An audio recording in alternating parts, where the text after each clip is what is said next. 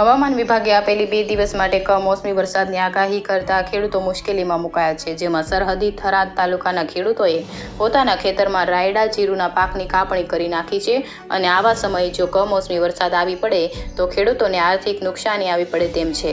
આમ બીજી તરફ આ વર્ષે કુદરતી આપત્તિઓ વચ્ચે ખેડૂતો પીડાઈ રહ્યા છે, ત્યારે ચાલુ વર્ષ દરમિયાન રાયડાના પાકમાં જીવાત પડવાના કારણે નુકસાન તો હતું જ, તેમાં પણ હવામાન દ્વારા આગામી તારીખ 1 અને 2 માર્ચના રોજ કમોસમી વરસાદ આવે તેવી આગાહી કરતા ખેડૂતોની ચિંતામાં વધારો જોવા મળી રહ્યો છે।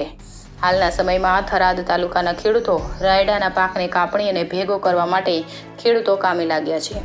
જે રાયડાનો પાક કાપણી કર્યા બાદ ખેતરમાં મૂકી રાખ્યો છે એ પાક ભેગો કર્યો છે, ત્યારે ખેતરમાં કાપણી કરેલ રાયડા પર જો વરસાદ આવી પડે તો ખેડૂતોને ભારે નુકસાન આવે તેમ છે તેવું ખેડૂતો જણાવી રહ્યા છે। તાલુકામાં શિયાળા ઋતુ દરમિયાન વધારે પ્રમાણમાં રાયડાના પાકનું વાવેતર થયું છે। અહેવાલ થાનાજી રાજપૂત, બનાસકાંઠા।